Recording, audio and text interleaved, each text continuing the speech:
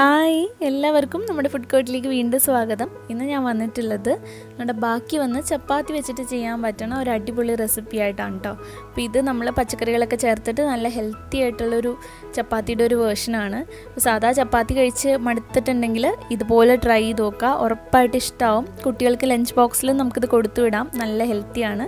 അപ്പോൾ വീഡിയോ എല്ലാവരും കണ്ടു നോക്കുക. ഇഷ്ടമായാൽ നമ്മുടെ ചാനൽ സബ്സ്ക്രൈബ് ചെയ്യാൻ മറക്കരുത്. അപ്പോൾ നമുക്ക് വേഗം തന്നെ വീഡിയോയിലോട്ട് പോവാം. ഇതെങ്ങനെയാണ് തയ്യാറാക്കുന്നത് നോക്കാം. അപ്പോൾ നമുക്ക് പ്രധാനമായിട്ട് വേണ്ടത് ചപ്പാത്തിയാണ്. ഞാനിപ്പോൾ ഇവിടെ ചപ്പാത്തിയുടെ റെസിപ്പി ഒന്നും കാണിക്കുന്നില്ല കേട്ടോ. ഞാനിപ്പോൾ ബാക്കി വന്ന ചപ്പാത്തിയാണ് എടുത്തിട്ടുള്ളത്. രാവിലത്തെ ചപ്പാത്തിയുടെ ബാക്കിയാണിത്. ഇപ്പോൾ ഒരു 5 ചപ്പാത്തി ഉണ്ട്. അപ്പോൾ ഇത് നമുക്ക് ചെറുതായിട്ടൊന്ന് കട്ട് ചെയ്തെടുക്കണം. നിങ്ങൾക്ക് ഇഷ്ടമുള്ള രീതിയിൽ കട്ട് ചെയ്യാം. ഞാനിപ്പോൾ ഇവിടെ റോൾ ചെയ്തിട്ട് നീളത്തിലാണ് കട്ട് ചെയ്തെടുക്കാൻ പോകുന്നത്. അപ്പോൾ കുറച്ചുകൂടെ കാണാനും ഭംഗിയാണ്. അപ്പോൾ നമുക്ക് ഇഷ്ടമുള്ള രീതിയിൽ ഇതുപോലെ കട്ട് ചെയ്തിട്ടെടുക്കാം കേട്ടോ. ഇതാകുമ്പോൾ നീരിതാക്കിയിട്ട് നമുക്ക് നീളത്തിൽ കിട്ടും. നമ്മളിതിന് മുന്നേ ചപ്പാത്തി വെച്ചിട്ട് റോൾ ചെയ്തിട്ടുണ്ടായിരുന്നു, വെജ് റോള്. അതും നല്ലതാണ് കുട്ടികൾക്കൊക്കെ കൊടുത്തുവിടാൻ വേണ്ടിയിട്ട്. അതും ബാക്കി വരുന്ന ചപ്പാത്തി വെച്ചിട്ട് നമുക്ക് ചെയ്യാൻ പറ്റുന്നതാണ് കേട്ടോ. അപ്പോൾ അത് കണ്ടിട്ടില്ലാത്തവർ കണ്ടു നോക്കുക. അപ്പോൾ നമ്മുടെ ചപ്പാത്തിക്ക് ഇതുപോലെ എല്ലാം കട്ട് ചെയ്തെടുത്തിട്ടുണ്ട്. ഇനി നമുക്ക് ബാക്കിയുള്ള കാര്യങ്ങൾ എങ്ങനെയാണെന്ന് നോക്കാം. ഇനി ഒരു പാൻ വെച്ച് ചൂടാക്കുക. ഇതിലേക്ക് ആവശ്യത്തിനുള്ള ഓയിൽ ഒഴിച്ചു കൊടുക്കുക. ഞാനിവിടെ വെജിറ്റബിൾ ഓയിലാണ് യൂസ് ചെയ്തിട്ടുള്ളത്. ഇനി നമുക്കിതിലേക്ക് ഒരു 3 വെളുത്തുള്ളി പൊടിയായിട്ട് അരിഞ്ഞിട്ടുള്ളത് ചേർത്ത് കൊടുക്കാം.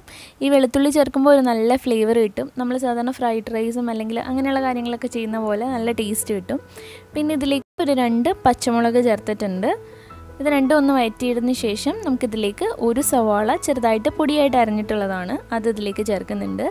അതിലേക്ക് ആവശ്യത്തിനുള്ള ഉപ്പ് കൂടെ ചേർത്തിട്ട് നമുക്കിതൊന്ന് വഴറ്റിയെടുക്കാം.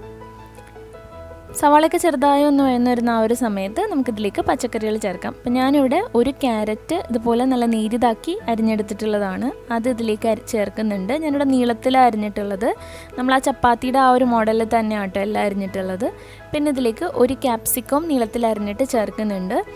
നിങ്ങൾക്ക് ഇതിൻ്റെ കൂടെ ക്യാബേജ് അതുപോലെ തന്നെ ബീൻസ് ഒക്കെ ഉണ്ടെങ്കിൽ ചേർത്തിട്ടുണ്ടെങ്കിൽ കുറച്ചുകൂടെ നല്ലതാണ്. പച്ചക്കറി കഴിക്കാത്ത കുട്ടികളൊക്കെ ആണെങ്കിൽ ഇങ്ങനെ കൊടുത്തിട്ടുണ്ടെങ്കിൽ അവർ കഴിച്ചോളും. അപ്പോൾ ഏത് പച്ചക്കറി വേണമെങ്കിലും ചേർക്കാം കേട്ടോ ഇതിലേക്ക്. ഇനി ഇത് ചെറുതായിട്ടൊന്ന് വഴറ്റിയെടുക്കുക. പച്ചക്കറി ഒത്തിരി അങ്ങ് വെന്തുടയുന്ന വരെ വഴറ്റേണ്ട ആവശ്യമില്ല. ഒന്ന് ചെറുതായിട്ട് അതിൻ്റെ ആ ഒരു പച്ചപ്പ് മാറിയാൽ മതി. അപ്പോൾ പച്ചക്കറിയൊക്കെ ഏകദേശം റെഡി ആയിട്ടുണ്ട്. ഇനി ഇതിലേക്ക് ഞാനിപ്പോൾ മസാലപ്പൊടികളല്ല ചേർക്കണേ, ഇവിടെ ചില്ലി സോസാണ് ചേർക്കുന്നത്.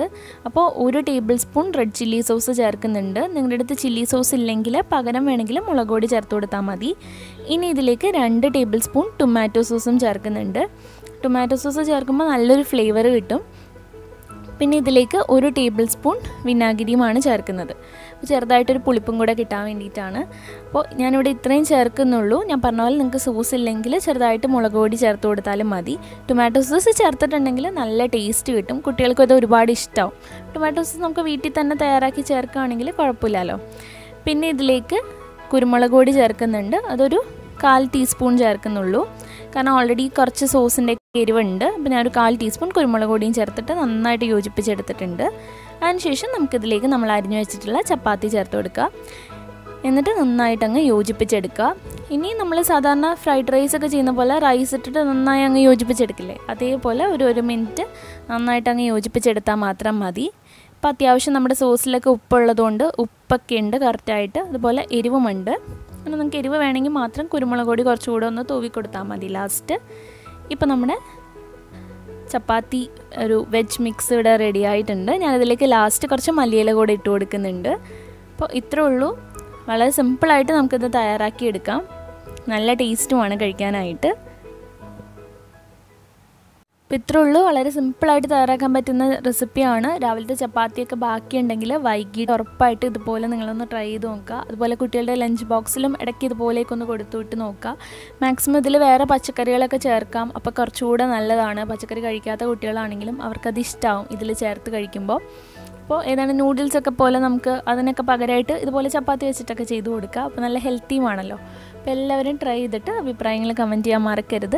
അതുപോലെ നമ്മുടെ ചാനൽ ഇതുവരെ സബ്സ്ക്രൈബ് ചെയ്തിട്ടില്ലെങ്കിൽ താഴെ ഒരു റെഡ് കളറിലൊരു സബ്സ്ക്രൈബ് ബട്ടൺ ഉണ്ട്, അത് പ്രസ് ചെയ്തിട്ട് സബ്സ്ക്രൈബ് ചെയ്യുക. അടുത്തുള്ള ബെല്ലൈക്കണും ക്ലിക്ക് ചെയ്യുക. നെക്സ്റ്റ് വീഡിയോയിൽ വീണ്ടും കാണാം. താങ്ക്